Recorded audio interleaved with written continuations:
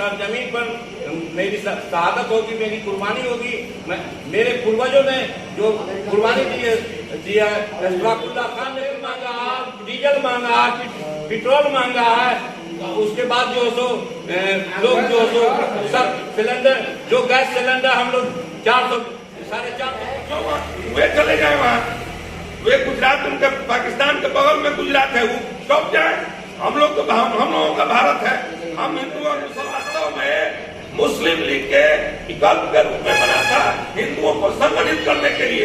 उनको इस देश की आजादी से कोई अपना बाइलॉज ले करके दिखाते हैं 1925 का, जिसमें यह कहा गया हो यह संगठन देश की आजादी की लड़ाई के लिए बढ़ रहा हो, तो मैं सार्वजनिक जीवन से टिकट दे दिए तो लड़िएगा नहीं बोले, उसके टिकट नहीं लड़िएगा पक्का।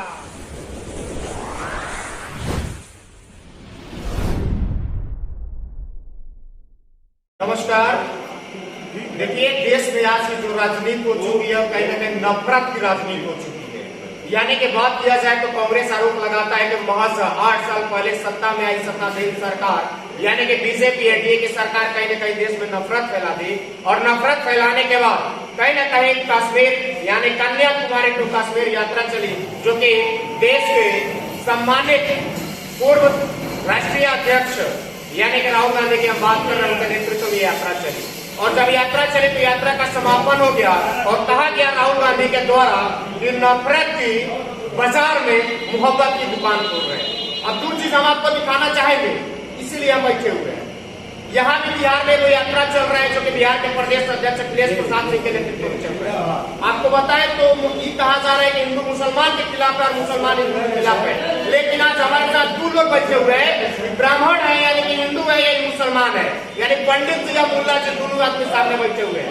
गौर से देखिए, दोनों आदमी कांग्रेस के हैं, भाजपा में कहा जाता है ना, तो आप जानते हैं, अब हमको शायद बताने की जरूरत नहीं है।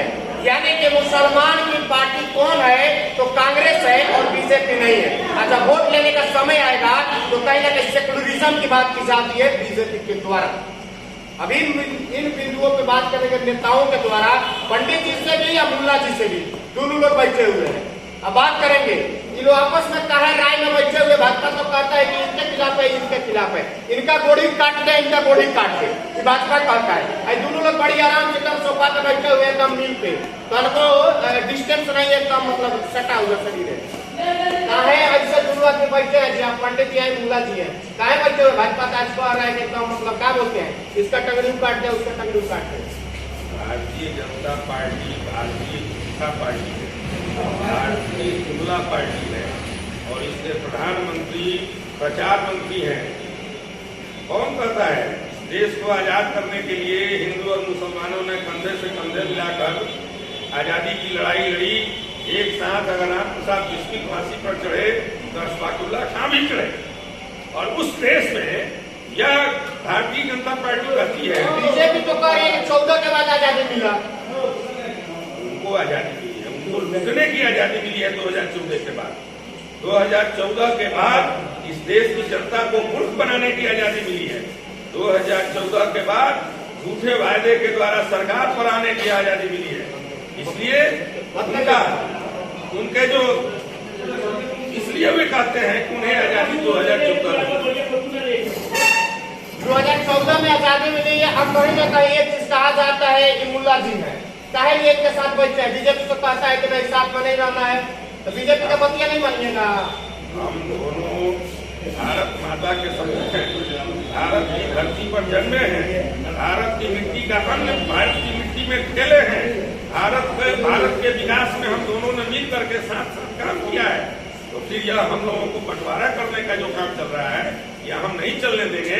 हम कांग्रेस पार्टी के लोग हिंदू मुस्लिम सिख ईसाई सब है मिलकर भाई भाई के नारे पर चलते हैं, आज भी चल रहे हैं और आगे भी चलेंगे। पंडित जी सराय है मेरे भाई है, और हम हिंदू मुसलमान सिख ईसाई जो भी हैं, हमारे क्रिश्चियन भी हैं, सारे भाई हैं। मैं नफरत कैसे भाई है महाराज बतिया रहा है? बीजेपी का भाई है नहीं है? नहीं, हमारे भाई, मैं भारत की धरती पर पैदा हुआ, मैं भारत की मिट्टी में पैदा हुआ। आपका घर पाकिस्तान में है, बीजेपी का है। अगर हम मरेंगे तो मेरी भी जो इसी हिंदुस्तान की सरजमीन पर मेरी शहादत होगी, मेरी कुर्बानी होगी। मेरे पूर्वजों ने जो कुर्बानी दी है, अशफाकुल्लाह खान ने कुर्बानी दी है, उसके बाद मौलाना आजाद ने अपनी कुर्बानी दी है, हिंदुस्तान के साथ अपना साथ दिया है। हिंदुस्तान की आजादी में भी मौलाना आजाद अशफाकुल्लाह खान आगे होकर के बीजेपी करेगा का ओरिजिनल घर पाकिस्तान में, इंडिया में नहीं है, चले जाइए। अरे बीजेपी के कहने से क्या होगा? संविधान को कोई बदल सकता है? संविधान के विरोध में देश के लिए पूरा हिंदुस्तान में मुसलमान हिंदू मुसलमान दोनों मिल करके लड़ा है, लड़ करके हिंदुस्तान की आजादी में सबसे आगे हम कदम बढ़ा करके आजादी दिलाया 1947 में। आप आजादी दिलाए हैं? अरे हमारे महात्मा गांधी ने दिलाया, मौलाना अबुल कलाम आजाद थे, मौलाना अबुल कलाम आजाद थे। ओरिजिनल आजादी तो बीजेपी का रहा है 2014 में मिला। इनका फोकस है और कुछ नहीं है। आजादी दिलवाए हैं अंबानी अडानी इन लोगों की आजादी मिली है, यहाँ के भारतवासियों को गरीबों को नहीं मिली आजादी। बोल रहे हैं गरीब का चाचा आरोप लगा रहे हैं अंबानी अडानी के ऊपर, वो कह रहे हैं कि हमारा ही भाई है। अब भाई है गुजराती भाई है तो उसमें तो हम जो कहेंगे कि ये देश को चूसने का काम किया, महंगाई को आगे बढ़ाने का काम किया। महंगाई इतना कमजोर है, जो गरीब जो मर रहा है आपको दिख नहीं रहा है। तो बीजेपी का महंगाई कहाँ है? 14 से 2014 में जो महंगाई तो उससे कम है, कहाँ चाचा कम लग रहा है? अरे कड़ुआ तेल महंगा, डीजल महंगा, पेट्रोल महंगा है। उसके बाद जो सो लोग जो सो सब सिलेंडर, जो गैस सिलेंडर हम लोग 400-450 पर था, वो आज गैस सिलेंडर जो है सो आज हम 1200 रुपए में खरीद रहे हैं। महंगाई नहीं है। तो बीजेपी कह रहे हैं कि साइकिल से चलिए, काहे गाड़ी से छोड़ रहे हैं? अरे साइकिल का जहाँ प्रयोग होगा साइकिल भी चलाएंगे, जहाँ पेट्रोल जहाँ मोटरसाइकिल की जरूरत पड़ेगी, दूरी तय करना है तो हम गाड़ी भी इस्तेमाल कर सकते हैं। कुछ ही 25 किलोमीटर 20 किलोमीटर तो मैं खुद साइकिल चलाता हूँ। अच्छा, आपको लगता है कि आप लोग दोनों आदमी राय में है, बाद में यहाँ से उठ के मारामारी नहीं कर लीजिएगा ना? अरे हमारे खून है, हमारे ब्लड है, हिंदू मुसलमान हमारे ब्लड है। एक साथ रहना, एक साथ खाना, एक साथ सोना, ये हमारे संस्कृति में है। कि बीजेपी सुनेगा तो आपको पाकिस्तान भिजवा देगा। मेरा पाकिस्तान नहीं, मेरा हिंदुस्तान है। मैं इसमें अपनी कुर्बानी दे सकता हूँ, मैं अपनी शहादत दे सकता हूँ। और मेरे पूर्वजों ने यहाँ हिंदुस्तान पाकिस्तान इसीलिए नहीं जाना चाहते हैं, महंगाई है इसलिए। अरे पाकिस्तान की बात छोड़िए ना, मैं हिंदुस्तानी हूँ, मैं हिंदुस्तान की मिट्टी में पैदा हुआ हूँ, हिंदुस्तान में रह करके। ठोक के कहिएगा, बीजेपी के जितने नेता सुन रहे हैं उससे ठोक के कहिएगा। मैं ठोक के कहूंगा कि मेरी मिट्टी, हिंदुस्तान की मिट्टी जो तो मेरी मिट्टी है, मैं इसमें अपनी कुर्बानी दे सकता हूँ, मैं अपनी शहादत दे सकता हूँ। काहे लिए यहाँ आए? मैं आज जोड़ो यात्रा में आए हैं, हम अखिलेश प्रसाद सिंह की नेतृत्व में चल रहे हैं। हमें जन समर्थन पूरा मिल रहा है पूरे बिहार में। 24 में सरकार बनाइएगा? 24 में आने वाला समय वो बताएगा, समय बताएगा। समय बताएगा। अब बीजेपी उधर अमित शाह देवघर में जाकर रैली कर रहे हैं। अरे उनकी रैली से कोई फर्क पड़ने वाला है? हिंदुस्तान में इस बार में उनकी कोई तानाशाही नहीं चलेगी। जोगी जी कहते हैं हमको मुसलमान का वोट नहीं चाहिए। जोगी जी के कहने से कहा, बिना जोगी जी को मुसलमान वोट देगा कि नहीं देता है? वोट दिया तो मुख्यमंत्री बना। जो कह रहे हैं कहीं न कहीं हम लोग आपस में भाई है, हिंदू मुस्लिम सिख ईसाई आपस में भाई है, लग रहा है सही कह रहे हैं। बिल्कुल सही कर रहे हैं, और इनकी बात को नरेंद्र मोदी भी साबित कर रहे हैं। वोट के लिए जो राजनीति करते हो, अभी तो उन्होंने कहा है अपने सभी कार्यकर्ताओं को यह निर्देश किया है कि आप लोग मुसलमानों के घरों में जाइए और उन लोगों से भेंट।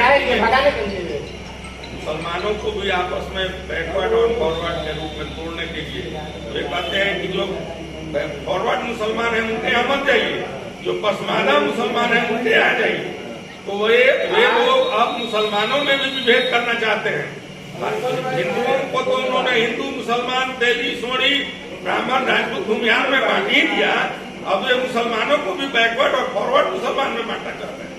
तो बीजेपी कह रहा है कि लोग ओरिजिनल घर जो है वो पाकिस्तान में है, जो हिंदुस्तान में क्या कर रहा है? पाकिस्तान भी तो हिंदुस्तान का ही हिस्सा है, तो वहाँ चले जाए। जो वे चले जाए वहाँ, वे गुजरात, उनका पाकिस्तान के बगल में गुजरात है, वो कब जाए?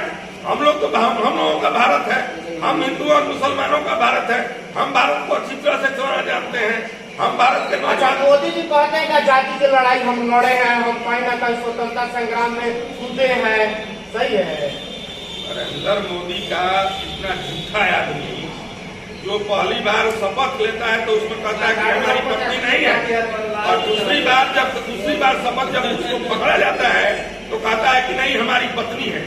एक बार कहता है कि हमारे बाबूजी बड़गांव रेलवे स्टेशन में चाय बेचे हैं, और जिस समय चाय बेचने की बात होती है उस समय बड़गांव में रेलवे स्टेशन ही नहीं होता है। नरेंद्र मोदी के लिए 4 सर्टिफिकेट और 4 डेट ऑफ बर्थ है। अब नरेंद्र मोदी को इसके बाद भी अगर भारत की जनता कहती है कि ये सच्चा आदमी है, तो तब तो पूरा भारत की जनता और विश्व जो है सो झूठा है और नरेंद्र मोदी सच्चा है। इसीलिए नरेंद्र मोदी तो कह रहा है सब विश्व का 1 नंबर का कटोर नेता बन गया, आप कह रहे झूठा आदमी है। नरेंद्र मोदी अपना और अपनी पार्टी का प्रचार कराने के लिए ही इस देश के प्रधानमंत्री बने हैं। जिस भी दूसरे देश में जाते हैं उनका दूतावास के माध्यम से और भारतीय जनता पार्टी के कार्यकर्ता सालों से वहां लग करके भीड़ जुटाने का काम करते हैं, और पैसा पर भीड़ आता है। बिल्कुल पैसा पर भीड़, मैं झूठ बोल रहे हैं। यह बात तो अभी साबित हो गई। अभी सब लोग अडानी को बचाने में लगे हुए हैं। अडानी पूरे देश की जनता का पैसा LIC और बैंकों के माध्यम से बैंक में जमा करा दिया, और बैंक का पैसा अडानी को दे दिया, और अडानी अपना पैसा मोदी को दे दिया। अब जब मोदी और अडानी की भेंट खुलने वाली है, 3 दिनों से आप जानते हैं कि भारत का लोकसभा नहीं चल रहा है। क्यों नहीं चल रहा है? राहुल गांधी की वजह से। जब राहुल गांधी की वजह से चल रहा है। सही बात है कि राहुल गांधी की वजह से चल रहा है। राहुल गांधी और कांग्रेस पार्टी जब तक जिंदा है तब तक वे देश को लूटने नहीं देंगे, और हम लगातार JPC की मांग कर रहे हैं, ज्वाइंट पार्लियामेंट्री कमेटी की मांग कर रहे हैं। अगर अडानी और नरेंद्र मोदी सही है तो वे क्यों नहीं ताल ठोक करके और ज्वाइंट पार्लियामेंट्री कमेटी बैठा देते हैं, और उस दूध का दूध और पानी का पानी हो जाए। लेकिन यह नहीं होगा। बीजेपी ने इस देश को लूट लिया। बीजेपी कांग्रेस 60 साल तो लूटे तो कुछ नहीं हुआ, 8 साल में बेचेंगे। अगर हमने लूटा तो हमने जो सार्वजनिक उपक्रम तैयार किए, हमने जो भाभा परमाणु अनुसंधान केंद्र बनाए, हमने जो रेलों का जाल बिछाया, हमने जो फैक्ट्रियां बनवाई, हमने जो IIM बनवाए, हमने जो नहीं किया कांग्रेस ने, बीजेपी को 60 साल में। तो जो बेच रहे हैं किसका बनाया बेच रहे हैं? जो बेच रहे हैं संपत्ति वो RSS बनाया है, कह रहे हैं। RSS जो बना था उसकी असलियत आपको बताएं, 2 मिनट ध्यान से दीजिए। RSS ने इस देश को आजाद करने के लिए संगठन या RSS नहीं बना था। RSS के कुछ लोग थे जो आजादी की लड़ाई में भाग लेते थे। RSS वास्तव में मुस्लिम लीग के विकल्प के रूप में बना था, हिंदुओं को संगठित करने के लिए। उनको इस देश की आजादी से कोई मतलब नहीं था। उन लोगों को जब ये लगने लगा कि अंग्रेजों को भारत जाना है, अंग्रेजों को भारत से जाना है, तो हिंदुओं को संगठित करने के लिए RSS की स्थापना हुई थी। देश के विकास में और भारत की आजादी की लड़ाई में संघ का RSS के रूप में कोई योगदान नहीं था, न उनका ये मैनिफेस्टो था। अगर राष्ट्रीय स्वयंसेवक संघ के लोग अपना बाईलॉज ले करके दिखाते हैं 1925 का, जिसमें यह कहा गया हो कि यह संगठन देश की आजादी की लड़ाई के लिए बन रहा हो, तो मैं सार्वजनिक जीवन से संन्यास ले लूंगा। या दावे के साथ आपके चैनल के माध्यम से मैं पूरे विश्व के राष्ट्रीय स्वयंसेवक संघ के स्वयंसेवकों को यह ऐलान कर रहा हूँ, और मैं चुनौती देता हूँ तुम्हें किसी भी कहता है कि RSS है तो देश है, RSS नहीं रहता तो लोग खत्म हो जाते हैं। RSS है तो देश है, यह कहना गलत है। लेकिन वे लोग भी इस देश की मिट्टी में जन्मे हैं। अगर उनको भी इस देश से प्रेम है तो वे भी हमारे भाई हैं। वे लोग भी कांग्रेस की नीतियों को अपनाए और कांग्रेस के साथ मिल करके काम करें। नहीं तो ये अडानी और अंबानी को पूरा देश नरेंद्र मोदी और अमित शाह बेच देगा, और कल होकर के जो आज वे लोग नरेंद्र मोदी की तरफदारी कर रहे हैं, वो वे लोग नरेंद्र मोदी के नाम पर माथा पीटेंगे। और जब यह देश आज अडानी को नरेंद्र मोदी ने इतना मजबूत कर दिया है कि कोई भी राज्य सरकार उसके खिलाफ नहीं बोल रही है, चाहे वह जिस दल की सरकार हो। ऐसी स्थिति अगर अडानी कंगाल हो गया तो हमारा देश कंगाल हो जाएगा। जो सोने की कीमत UPA 2 के जमाने में जो सोने का भाव था, इस 8 वर्षों के शासन में नरेंद्र मोदी के राज में सोने की कीमत दुगनी हो गई। आप जानते हैं जिस समय मनमोहन सिंह की सरकार गई थी उस समय इस देश के ऊपर 53,000 करोड़ रुपए का विदेशी कर्ज विश्व बैंक का कर्जा था और 8 वर्षों के शासन नरेंद्र मोदी माफ कर दिए और माफ कर दिए। 8 वर्षों के शासन में 8 वर्षों के नरेंद्र मोदी के शासन में विश्व बैंक से नरेंद्र मोदी ने 153,000 करोड़ रुपए का कर्जा ले लिया। आज एक भारतीय के मूल सर पर 16 लाख रुपए का कर्जा है। हम पूछना चाहते हैं ये जो सड़कें आप देख रहे हैं, ये जो आप विमानों के आवाजाही का बात देख रहे हैं, यह सब हर व्यक्ति के, हर भारतीय के माथे पर लगे कर्जे का प्रतिफल है। जबकि कांग्रेस पार्टी ने इस देश के विकास के लिए स्वयं के संसाधन से सड़कें बनवाई थी और देश का विकास किया था। चाचा कब मौका मिला आरएसएस में जाइएगा? मैं तो आरएसएस को कबूल नहीं करता। न भाजपा को मैं कबूल करता हूँ न आरएसएस। अच्छा, भाजपा आपको बीजेपी का अगर मतलब विधायक का टिकट दे दिए तो लड़िएगा? नहीं बोलेंगे, उसके टिकट की जरूरत पड़ने नहीं है। नहीं लड़िएगा? पक्का? कहीं कांग्रेस में अगर टिकटवा नहीं दिया तब क्या करिएगा? कांग्रेस में अपनी शहादत दूंगा, अपनी कुर्बानी दूंगा और उसके बाद मैं सफेद करके लेकिन बीजेपी में नहीं जाइएगा? कहाँ है तो आ रहा है पार्टी है। बीजेपी करने का काम किया, कहा कि नौजवानों को 15 लाख उसके खाते में भेज देंगे। आपका खाता में है नहीं 15 लाख? 15 झूठ बोलते हैं, झूठ बोलते हैं जुमलाबाज।